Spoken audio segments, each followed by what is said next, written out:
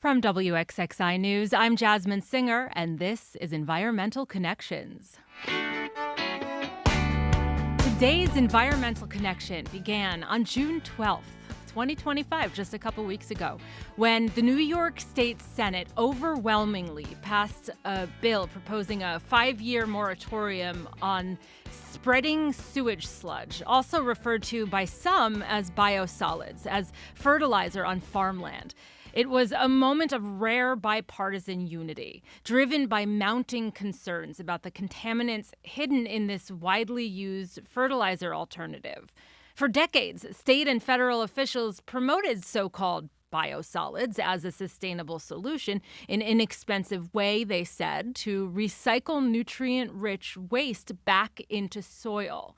It seemed like a recycling win. But recent findings have changed the story dramatically. Families living near farms where biosolids are applied discovered forever chemicals in their well water, and scientists warned that our vegetables could be absorbing toxic residues. Momentum behind the moratorium surged as stories surfaced of residents dealing with contaminated wells and unbearable odors. New York was poised to join states like Maine and Connecticut, which had already banned sludge after finding contaminated milk and poisoned wells. But just days after the Senate's approval, the bill quietly stalled in the Assembly. After intense lobbying from industry and municipal interests, the moratorium failed to reach the Assembly floor for a vote before the legislative session ended. And today we're going to explore exactly what happened in those crucial final hours and what's really in quote-unquote biosolids and what this political struggle means for our environment, for public health, and communities across New York State. Was the failure of the sludge moratorium just a temporary setback, or does it signal deeper conflicts between waste management and public health and our climate goals? Joining me to discuss that, we have a panel of experts who can help us make sense of what this means for our environment, our farms, and our communities. With us remotely today, we have Jeongyoon Han, my colleague, and the Capitol News Bureau reporter for the New York Public News Network. Welcome to Environmental Connections, Jeongyoon. Thanks for having me. And Dr. Murray McBride, soil and environmental scientist from Cornell University. Welcome to the show, Dr. McBride. Thank you, and thank you for having me.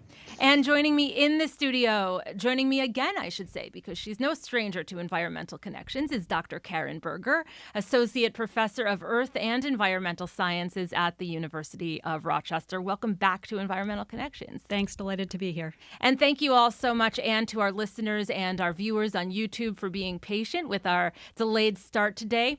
Before we dive into the panel conversation, we want to play a report from WXXI's Jeongyoon Han, who I just introduced. She produced this earlier this spring as the state lawmakers were weighing a 5-year pause on the use of sewage sludge. Wastewater treatment plants, some as far away as Massachusetts, have been sending their sludge to New York. Yes, you heard me right, where it's turned into a cheap fertilizer and applied to farmland. And that sludge contains human waste and anything else that gets flushed or washed down the drain.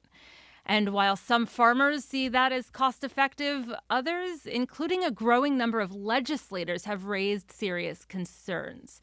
So Jeongyoon takes us to a small town outside Albany where a father noticed something strange coming from his kids' showers. Here's that report. It was raining when I stopped by Ryan Dunham's house in New Scotland. There was a streak of foggy mist covering the miles of tree line. Want me to grab an umbrella? The rain doesn't bode well for Dunham. His house sits on top of limestone, rough rocks, and tough soil. So you can imagine any sort of liquid that goes in there is going to go straight down. And into his water well. His family found that out the hard way back in late May last year while his kids were taking a shower. The next thing I know, I'm in the house and my 11-year-old screaming from the bathroom, and I come upstairs and the water's brown. Dunham got his water tested immediately. And the Department of Health told me that our levels of E. coli and coliform tested 200 times beyond safe levels, as recommended by the EPA. Around the same time, the farm across the road from Dunham's house began applying sewage sludge onto the fields. Some companies market the stuff as biosolids, but whatever you call it, state lawmakers are asking the question, should sewage sludge be used as fertilizer on New York's farmlands? Basically, sewage sludge is human waste instead of animal waste used as fertilizer. The State Department of Environmental Conservation has even recommended the state more than double how much biosolids are spread on farm fields and parks. But here's the thing about sewage sludge. It's not just human waste from the toilet. We have a sewer system that pretty much admits just about anything that gets thrown in there. That's Murray McBride. He's an emeritus professor at Cornell University's College of Agriculture and Life Sciences. His research is focused on the other stuff that gets flushed too, like heavy metals and chemicals from factories and industrial waste. Where we're talking about hundreds and thousands of persistent chemicals. McBride and other researchers say pharmaceuticals, pathogens, and other toxic compounds end up in sewage sludge and at concerning levels. Some of them are bioaccumulative in livestock. And so we have a pathway now of exposure of humans to toxic chemicals from the soil to livestock to humans. Those risks are prompting some lawmakers to propose a statewide pause on sewage sludge application. Our farmland should not be a dumping ground for our waste. That's Anna Kellis. She's an assembly member from Ithaca and has a doctorate in nutritional epidemiology. She co-wrote a bill which would stop the spread of biosolids for 5 years. She says that hopefully the state will eventually study the impact of biosolids on New York's land and the animals and people that live there. To be clear, this is not a straight out ban. This is saying, okay, we need to understand how bad things are, and when we identify that, we need to start intervening. Other states have already banned the application of biosolids on land. Maine implemented an outright ban after they conducted studies and found traces of PFAS that were found in biosolids ultimately ended up in dairy milk. And there were some farms where the accumulation was so high that those farms were shuttered permanently, and that soil, it's forever chemicals. And it'll be thousands of years of contamination. But some towns are not too eager about the bill. I think it's terrible because on so many levels. So Rick Keneally oversees the town of Webster's wastewater treatment plant system. I think they're jumping in too deep to say, we're just going to cut it off while we study. Webster is revamping their water treatment plant by 2026 so that they can produce biosolids. The state even gave Webster $20 million to help out with the project. Keneally says the issue is that factories put out industrial waste that include toxic components, and there should be more regulations on them. So to put regulations on us that really we can't do anything about, I mean, it's counterproductive to me. Sewage sludge also solve a few tricky problems that the state's currently facing. For one, landfills are so overrun, the state will probably run out of space for them within about 20 years, according to the DEC. That makes it incredibly expensive for municipalities to dump their waste there. But Keneally says there's also an environmental consideration. He says the logic is if the state diverts this waste from landfills, New York could also potentially recycle it back into the earth full circle. So those nutrients that we'd be putting back to the earth help grow product that the cows would be eating on. But even Webster's biosolids aren't without potentially harmful contaminants.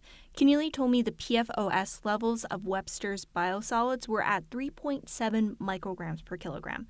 But the EPA wrote in a draft risk assessment that there may be human health risks if just 1 microgram of PFAS is found in biosolids. There's only about a week left for lawmakers to vote on the bill before the legislative session ends, and Denham is anxiously waiting to see what lawmakers do.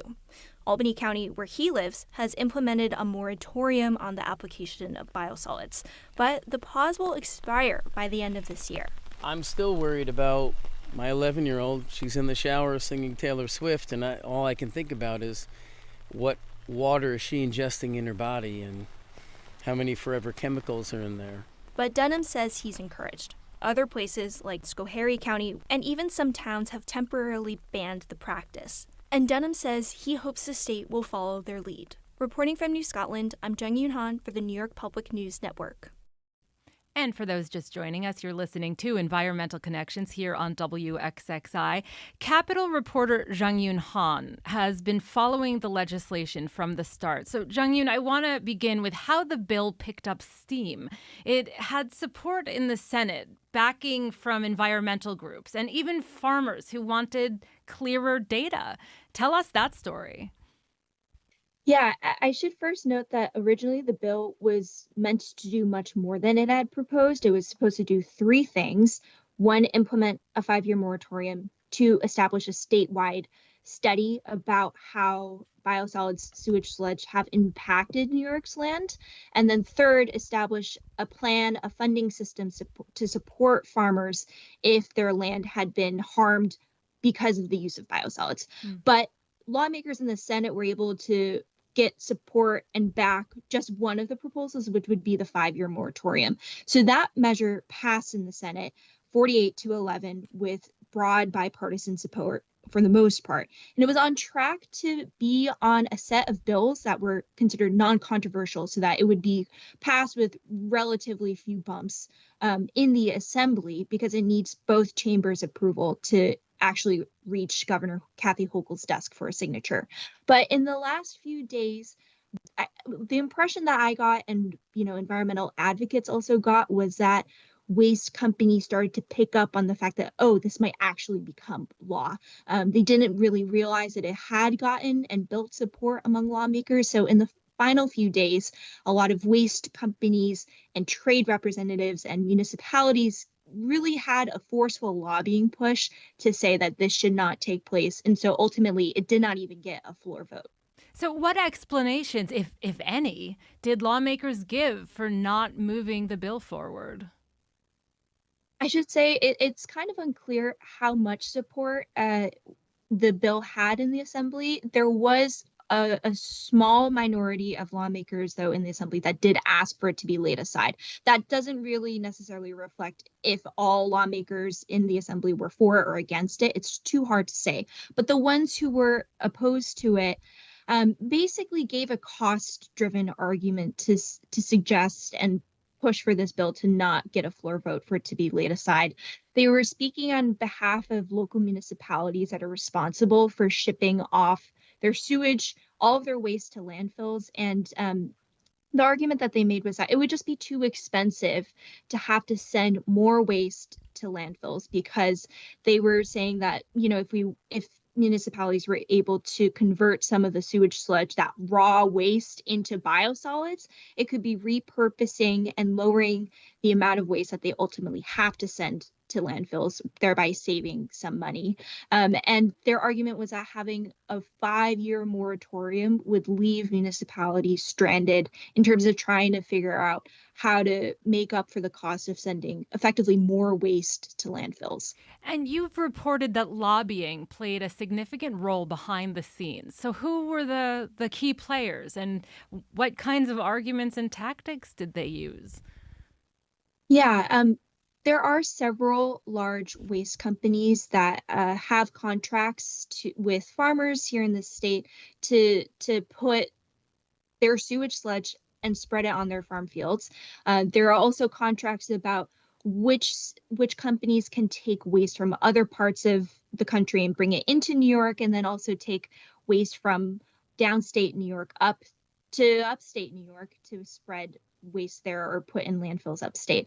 Some of those companies include Casella and Denali, and I heard from environmental advocates that in the final few days of lobbying, that Casella and some other, trade reps within the waste company management ecosystem had come to push for some more lobbying and making this cost-driven argument in the final days of session. And there are a cluster of waste companies that operate in New York, as you just said. I want to add that we did send out some invitations for them to join us on this show, as well as to the DEC. We did not hear back. So how much influence do these companies have in New York's waste infrastructure and regulation, Jeongyoon? Given just how closely the waste companies have to work with local municipalities to figure out landfill space. I think it's like a pretty even level of influence that local municipalities have along with larger waste companies. And I think a big dynamic that is shaping all of this is that the state's Department of Environmental Correction or Conservation, that's the DEC, excuse me, they've, directed the state to actually increase the use of biosolids in application, basically doubling the amount of that within the next couple decades. And they are aware of the fact that the state is running out of landfill space. And that's something that local municipalities and waste companies are very keenly and acutely aware of. And so I think that's the pressure and landfill ecosystem dynamics that are shaping the strains that municipalities were worried that they would have to take on. And that was the dynamic that we saw play out in the last few days of session. Jeongyoon, just one more question before we move to Dr. McBride. Now that the session is over, are supporters regrouping? Do we expect a new version of this legislation to surface next session?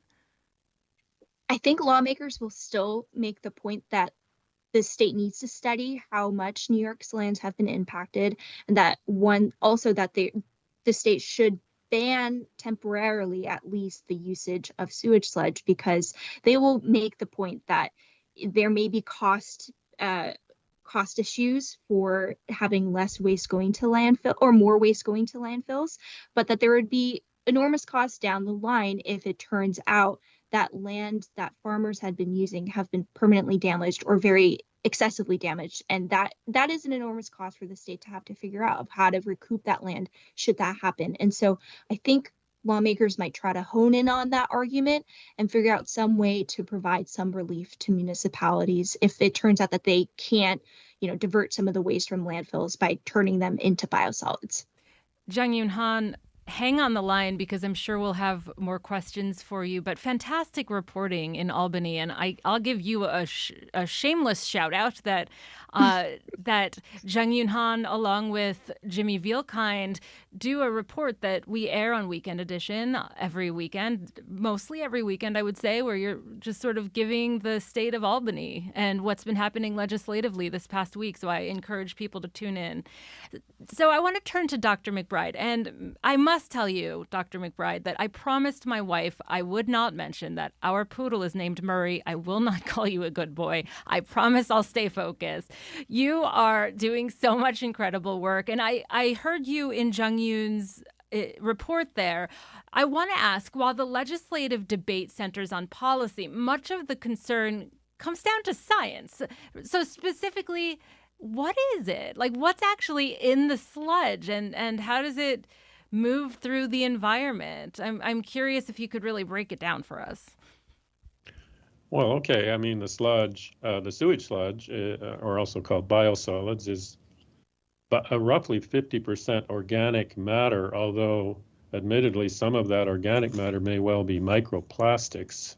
That hasn't been worked out, but there's a lot of microplastics in this material.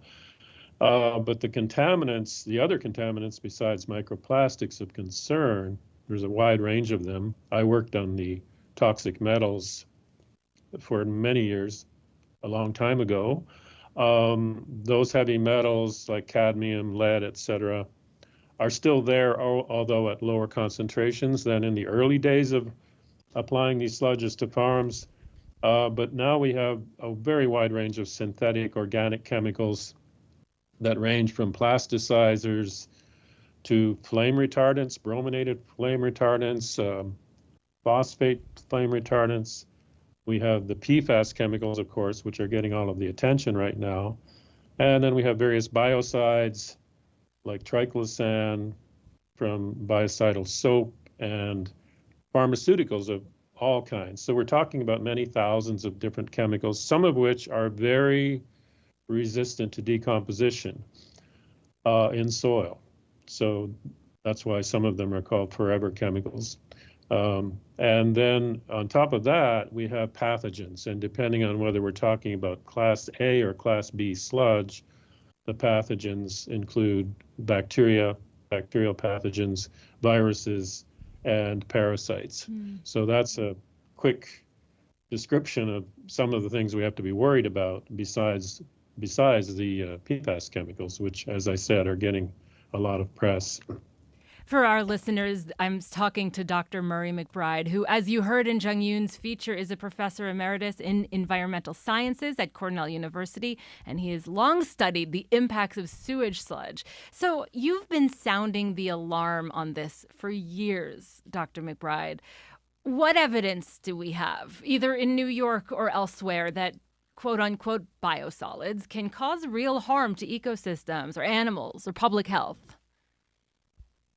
Well, there are numerous, let's say, case studies. I guess some people would call them anecdotal because these are not replicated studies of livestock illness, livestock deaths. The other issue, of course, is people getting very sick. And this is an ongoing problem. I don't know how many different individuals I've talked to and met in different parts of the country, both in the US and Canada, people living adjacent to these application sites getting very sick. So we know that not only do these materials smell bad, very bad, but they give off bioaerosols. Depending on wind, this means people are exposed to pathogens. These are neighbors adjacent to land application sites, and they're exposed to endotoxins, which are quite often pieces of dead microbes, but basically there can be a very strong allergic reaction in many people who can get very sick. So then, of course, nobody is monitoring what's in the groundwater underneath these application sites. So we don't have a lot of evidence, direct evidence of groundwater contamination. We have some, but not many studies have been done. Okay, well, let's get those studies done, right? I mean, you've been working on this for so long. This must drive you nuts. Let me ask you something, Dr. McBride. If biosolids use were, let's say, halted tomorrow, how difficult would it be to clean up what's already in the ground? Okay, well, on the heavy metals side, it's pretty much impossible. People talk about using phytoremediation, that is using plants to pull these metals out of the soil. That works to some degree for a few heavy metals, but not for the whole suite of heavy metals that we actually have in sludges. And it's also very slow. It's not that expensive to do, but it's very slow. So, what farmer is going to want to have his or her farm set aside for 20 years to pull cadmium out of the soil? Now, having said that, as I said before, the heavy metal problem is less of an issue now than it was 30 years ago when I first started getting acquainted with this problem. Because back in those days, and I won't mention the towns, but there were some sludges that had levels of cadmium that were so high that they literally destroyed farmland. Wow. That the land could not be used for growing food crops anymore. And you really can't get those metals out in any feasible way. Now, as far as the synthetic organics I mentioned, like the PFAS chemicals, some of those leach to some degree, but a lot of them stay with the organic matter in the soil, and there's no known way to remediate those soils once that happens. And remember, they're forever chemicals, so we're talking about losing these soils, at least for food production or animal or for livestock, for many decades. So, okay, well, I know that supporters of the moratorium have described it as a pause, not a ban. So from a scientific standpoint, even assuming it had passed, would a 5-year moratorium be a meaningful window for research or remediation at all?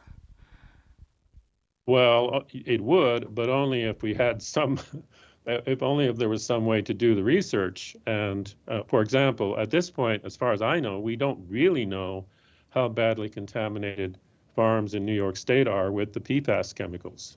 That's a fairly expensive test to do on soil. You would need quite a bit of resources to do that study. Now, for example, in the state of Maine, they have done a fairly systematic study of farms where they knew sludges were applied over the years, and have shown that, in fact, those farms that were applying sludges had much higher PFAS levels. We need to do those kind of studies here to see where we are in New York State. I don't exactly know how many thousands of acres have actually received sludges, but I know it's thousands of acres. And it would be really useful to know what levels of contamination are there. Now, what would that lead to? I'm not sure. But at least we would know where we're heading. And maybe it's not in a good direction. Well, I'm going to hang on to the bit of hope for how something got better in the last 30 years. I mean, maybe my bar is too low. But one more question for you, Dr. McBride, before I talk to Dr. Karen Berger. Opponents argue that landfilling or incineration are worse alternatives to get rid of sewage sludge. So what are the trade-offs, both environmentally and economically, when considering other waste disposal options? Yeah, well, those other options are not very attractive options, admittedly. But are they worse than actually putting chemicals on the farmland where we grow our food? I don't think so. Now, landfilling, yeah, you're going to end up having leachate coming out of these landfills containing all range of chemicals, some of which I've mentioned. So you have to deal with the leachate. And then incineration, which is often done, solves some problems. Of course, it destroys all the pathogens, destroys all of the organic chemicals, synthetic organics, with the exception, I guess, of PFAS, which is a problem. So if someone comes up with a way to destroy the PFAS in an incineration process, that would be helpful. But there are other thermal methods like gasification that are being used in certain parts of the world, and those need some more research. That is, these are high temperature methods that would basically destroy all of the organic chemicals and could, if properly designed, I think could also deal with the PFAS chemicals. Okay. So there is potentially hope. Like I said, I'm going to continue to hold on to that. For those just tuning in, I'm Jasmine Singer. You're listening to Environmental Connections. Today we're discussing the controversy surrounding sewage sludge, also referred to as biosolids by some, and whether New York should limit its use on farmland. I am being joined by WXXI journalist Jeongyoon Han, Dr. Murray McBride from Cornell, who you just heard from, and Dr. Karen Berger from the University of Rochester. So, Karen, let's turn to you. You study ecosystems and water quality and climate. So let's zoom out a bit. How does the biosolids debate intersect with larger sustainability and climate action goals? Good question. It really does align with several climate goals in that we want to send less waste to landfills because in New York State, for example, about 12% of our greenhouse gas emissions come from the waste sector. We also want to reduce fossil fuel use, and a lot of synthetic fertilizers are made from fossil fuels. So on the surface, it looks like it aligns perfectly. We can repurpose this waste stream to use as a fertilizer, take advantage of the nutrients that are contained within it. The big caveat there is that it contains other things as well. And as we're seeing, there are serious risks to human and environmental health. And we haven't understood those well, and they haven't been well controlled. So it's a good example of where I think some of the climate intentions mask some of the other risks that we're facing here. And some advocates say that we need to treat waste as a resource, not just a liability. But I mean, ew. And could this be an example of a climate-friendly solution that unintentionally created new environmental challenges? Yeah, absolutely. I mean, I would agree with the statement that in general, we want to see how we can repurpose waste. You know, we take wine bottles and convert them into sand for sandbags or things like that. But this is a particularly challenging one because we're taking that waste and we're putting it into the environment. And in the environment, it is eventually going to come back to impacting us through our air, through our water, through our soil, through our food. And so the challenge here is that I think when it was being promoted, really starting in the 1990s when we stopped being able to dump our sewage sludge into the oceans, people didn't think about the unintended consequences here. And so what we're seeing is that we have a history of really assuming things are safe until we prove otherwise.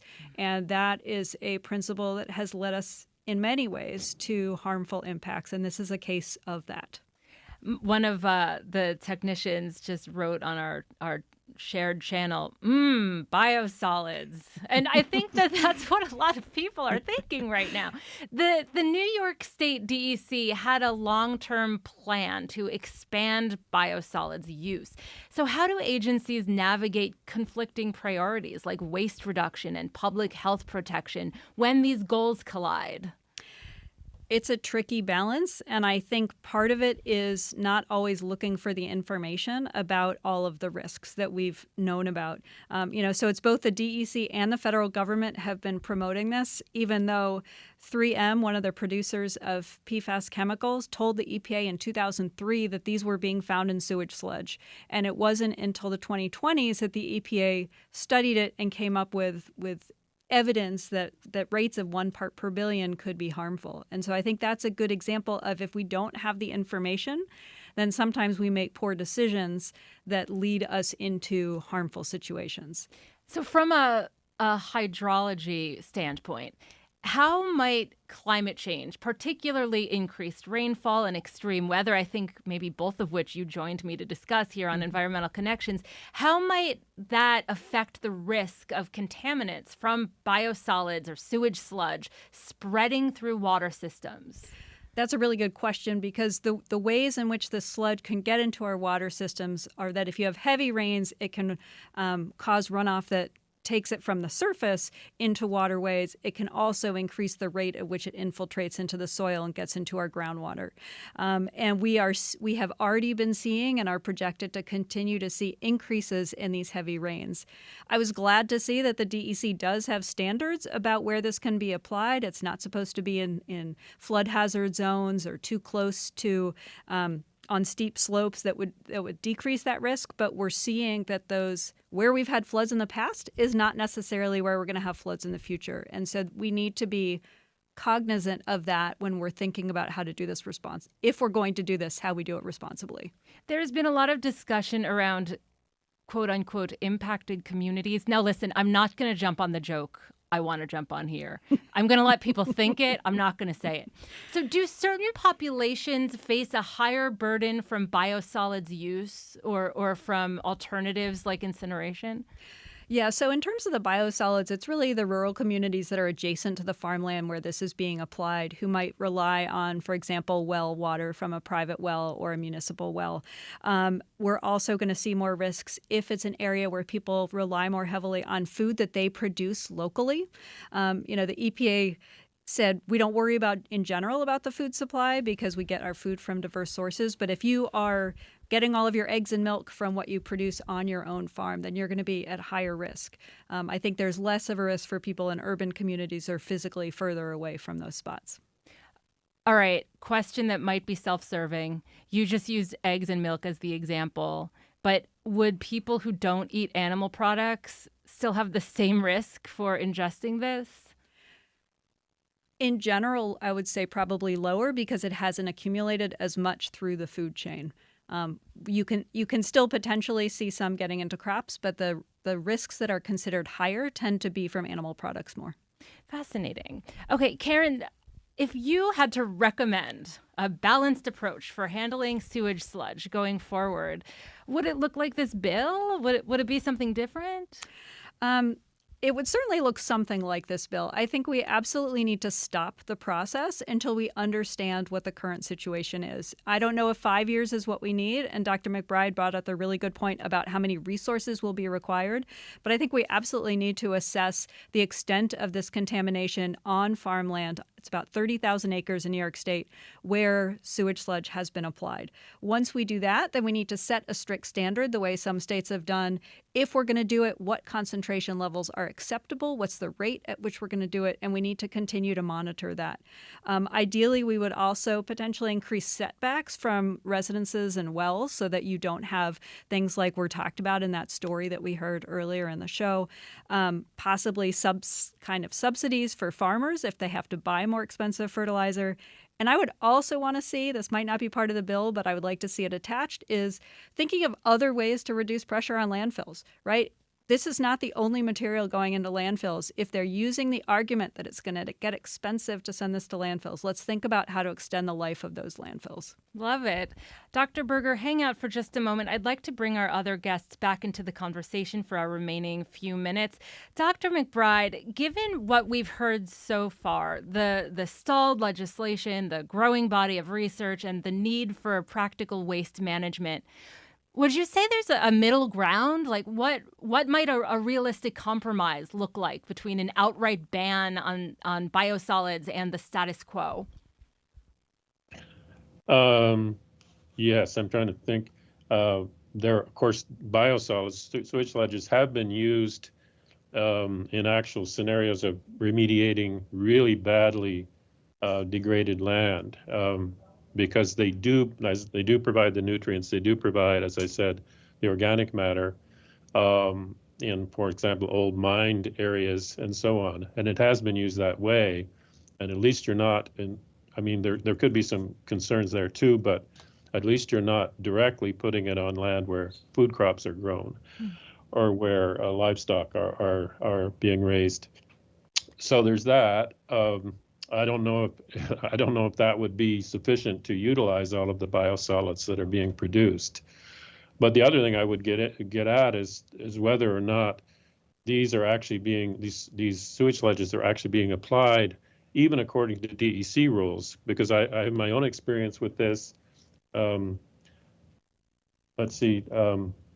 Berger mentioned that DEC requires that application not be done on steep land, and in fact, application does occur on steep land. I know that full well, haven't seen it. And there you have the potential for runoff and contamination of streams and rivers. In addition, I think the application rates are often rather high, and the result is you get phosphorus buildup in the soil. So, backing off to something more, maybe more responsible, application rates that are much lower would produce less of these problems. Although again, the problem is, do you have enough acreage then to dispose of the amount of sewage sludge being produced by, for example, New York City? Well, I need to tell our listeners that unfortunately this episode is going to be cut a little bit short just because we began with the live coverage of the presidential speech. So I want to turn to Jeongyoon to close this out. Jeongyoon, thank you for being so patient. Let's look beyond New York for just a moment. So Maine took decisive action, enacting the nation's first statewide ban on the use of sludge as fertilizer. Really quickly, what practical lessons can we take from states like Maine, both in terms of science and politics?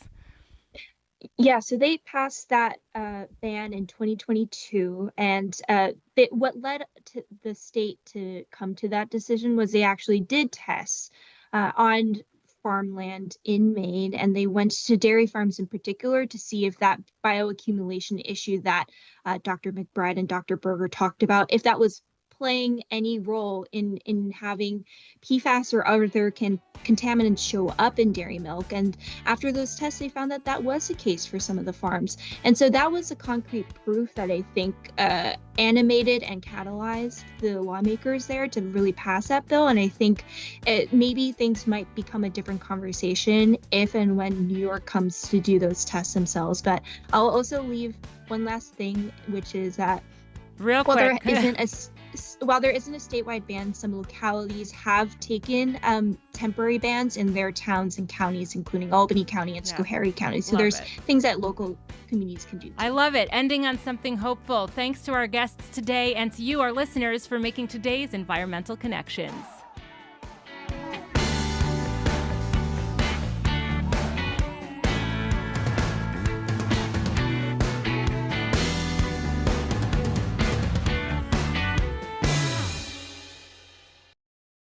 This program is a production of WXXI Public Radio. The views expressed do not necessarily represent those of this station, its staff, management, or underwriters. The broadcast is meant for the private use of our audience. Any rebroadcast or use in another medium without expressed written consent of WXXI is strictly prohibited. Connections with Evan Dawson is available as a podcast. Just click on the Connections link at WXXInews.com. www.unintended.org. Support for your public radio station comes from our members and from Bob Johnson Auto Group, proud supporter of Connections with Evan Dawson. Believing an informed public makes for a stronger community. BobJohnsonAutoGroup.com.